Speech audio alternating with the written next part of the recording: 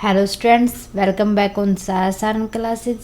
Students, अगर आपने अभी तक हमारे चैनल को सब्सक्राइब नहीं किया है तो प्लीज़ सब्सक्राइब कर लें। 12th क्लास आज हम डिस्कस करेंगे एडमिशन ऑफ अपार्टमेंट्स के अंदर वैल्यूएशन ऑफ गुडविल का नेक्स्ट मेथड, जो कि कैपिटलाइजेशन मेथड रहेगा। आज की यह क्लास रहेगी हमारी कैपिटलाइजेशन मेथड के ओनली फर्स्ट पार्ट के ऊपर। Capitalization method of super profit method हम नेक्स्ट क्लास के अंदर डिस्कस करेंगे। सो स्टूडेंट्स, अभी तक हम कर चुके हैं average profit method and super profit method. Students, अगर आपने ये क्लासेस नहीं देखी है तो प्लीज़ प्लेलिस्ट में जाके प्रीवियस क्लासेस के अंदर इन क्लासेस को देख लें। सो स्टार्ट करते हैं आज की क्लास हमारे। आज का टॉपिक रहेगा हमारा कैपिटलाइजेशन मेथड गुडविल निकालने के लिए। सो देखते हैं कैपिटलाइजेशन मेथड क्या कहता है। Under this method goodwill can be calculated in two way. जो हमने पहले करे हैं ना, average profit method and super profit method, वो दोनों मेथड अब हमें यहाँ यूज करने हैं। ओके, उन्हीं का एडवांस है ये खाली। फर्स्ट देखते हैं capitalization of average profit. Under this method the value of goodwill is ascertained by deducting the actual firm capital in the firm from the capitalized value of average profit. यहाँ पर हम किस तरीके से निकालेंगे वैल्यू ऑफ गुडविल। जितनी भी firm के पास एवरेज प्रॉफिट है उसमें से माइनस कर देंगे हम एक्चुअल में जितने भी कैपिटल है फर्म के पास उसको माइनस कर देंगे, तो हमारे पास से कैपिटलाइजेशन ऑफ एवरेज प्रॉफिट आ जाएगा। इसके अंदर भी कुछ हम स्टेप को इन्वॉल्व करते हैं। फर्स्ट स्टेप हो जाएगा ascertain the average profit based on the past few year performance. कि जब हम एवरेज प्रॉफिट को कैसे निकालते हैं, एवरेज प्रॉफिट निकालने जाते हैं तो हम पास्ट के कुछ ईयर की परफॉर्मेंस को देखते हैं। सो देख लेंगे। Second, capitalize the average profit on the basis of the normal rate of return to ascertain the capitalize value of average profit. जब हम एवरेज प्रॉफिट को कैपिटलाइज करने जाते हैं उसकी नॉर्मल रेट ऑफ रिटर्न के ऊपर, सो एवरेज प्रॉफिट को मल्टीप्लाई कर देंगे 100 के साथ और डिवाइड कर देंगे उसकी नॉर्मल रेट ऑफ रिटर्न के साथ, जो हमें क्वेश्चन के अंदर दी हुई मिलेगी। सो फॉर्मूला हो जाएगा हमारे पास एवरेज प्रॉफिट इंटू में 100 डिवाइडेड बाय में नॉर्मल रेट ऑफ रिटर्न।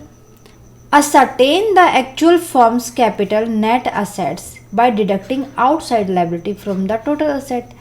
कि टोटल असेट्स में से अगर हम आउटसाइड लायबिलिटीज घटा दें तो फर्म के पास नेट असेट्स आ जाएंगी।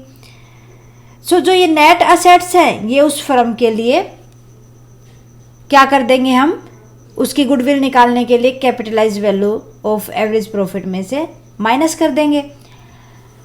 अब कभी भी जो टोटल असेट हम कंसीडर करके चलेंगे, अगर उसके अंदर फिक्टिटियस असेट्स हैं सो उनको इंक्लूड नहीं करेंगे, ना ही गुडविल को इंक्लूड करेंगे, और बाकी की जो टोटल असेट्स होगी उसको कंसीडर कर लेंगे। माइनस कर देंगे आउटसाइड लायबिलिटीज। जो आउटसाइड लायबिलिटीज है उसके अंदर short term liabilities and long term liabilities दोनों को इंक्लूड करेंगे। सो अब निकालेंगे value of goodwill. Value of goodwill आ जाएगी हमारे पास, नेट असेट को डिडक्ट कर देंगे capitalise value of average profit में से। एवरेज प्रॉफिट आया था जितना हमारे पास, कैपिटलाइज वैल्यू आई थी एवरेज प्रॉफिट को, उसमें से नेट असेट्स को हम माइनस कर देंगे, हमारे पास वैल्यू ऑफ गुडविल आ जाएगी। ओके, यही हमें निकालना था। सो बेटर अंडरस्टैंडिंग के लिए हम एक एग्जांपल और कर लेते हैं। A business has earn profit of ₹1 lakh during the last few year. Last कुछ सालों में एक बिजनेस ने कितना अर्न किया है, प्रॉफिट 1 लाख का। And the normal rate of, ये एवरेज प्रॉफिट दे रखा हमें 1 lakh. Normal rate of return is similar business is 10%। जो बिजनेस टेक ओवर किया था जिनसे, उनके जैसा उन्हीं का है जो ये नॉर्मल रेट ऑफ रिटर्न, वो 10% है। ascertain the value of goodwill by capitalize average profit method.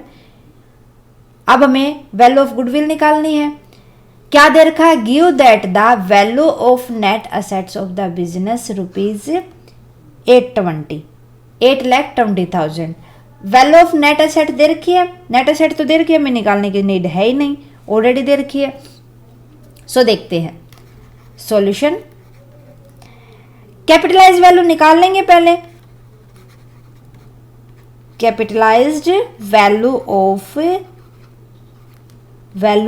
Average profit कैसे निकालते थे हम? लास्ट हमने पढ़ा था कि हमारे पास जितना भी एवरेज प्रॉफिट है, एवरेज प्रॉफिट मल्टीप्लाई कर देंगे 100, डिवाइड कर देंगे normal rate of return. Okay, अब हमारे पास एवरेज प्रॉफिट 1 लाख है, 1 लाख। हमारे पास नॉर्मल रेट ऑफ रिटर्न है 10%, 10 हो जाएगा। सो ये आ जाएगी 10 lakh rupees, 10 lakh average profit आ जाएगा, capitalise value of average profit आ जाएगी। अब हमें नेट एसेट की जरूरत थी, नेट एसेट हमें दे ही रखा है, ये 8,20,000। ओके, सो गुडविल की वैल्यू थी, कैसे निकाल देंगे? कैपिटलाइज वैल्यू ऑफ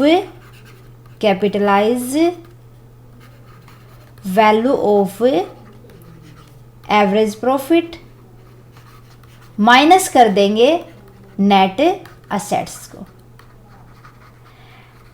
कितनी आई थी वैल्यू एवरेज प्रॉफिट की? Capitalize value 10 lakh, net assets थी हमारे पास 8,20,000, माइनस कर दो, ये आ जाएगा 1 लाख रुपीज, 1,80,000।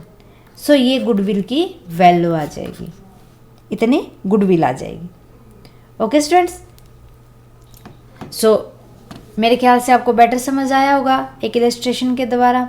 इसी तरीके से हमें सोल्व करना है। अगर हमें नेट असेट नहीं दे रखी तो नेट असेट्स के लिए जितनी टोटल असेट्स हैं उसमें से हम क्या माइनस कर देंगे? फिक्टिशियस असेट्स को, और साथ के साथ माइनस कर देंगे उसके अंदर से गुडविल को। सो जो आ जाएगी टोटल असेट आ जाएगी हमारे पास, उसमें से आउटसाइड लायबिलिटीज को माइनस कर देंगे। अगर ये नहीं दे रखा, नेट असेट नहीं दे रखी, यहाँ तो नेट असेट दे रखी है, अगर आपको बोल रखा होता टोटल असेट्स, तो उस केस में आप इसमें से आउटसाइड लायबिलिटी अगर कोई दे रखी है तो उसको माइनस कर देंगे। सो स्टूडेंट्स, आज के लिए बस इतना ही। उम्मीद है कि आपको क्लास अच्छे से समझ आई होगी। मिलते हैं नेक्स्ट क्लास में नेक्स्ट टॉपिक के साथ। स्टूडेंट्स, अगर आपको क्लासेस अच्छी लगे तो प्लीज़ क्लासेस को अदर स्टूडेंट्स के साथ शेयर भी करें, क्लासेस को लाइक करें और हमें कमेंट करके बताएं आपको क्लासेस कैसी लगी। साथ के साथ कमेंट करें अगर आपकी कोई क्वेरी है तो जितना जल्दी पॉसिबल होगा मैं उसका सॉल्यूशन दूंगी आपको। स्टूडेंट्स, क्लासेस को देखने के लिए थैंक यू वेरी मच।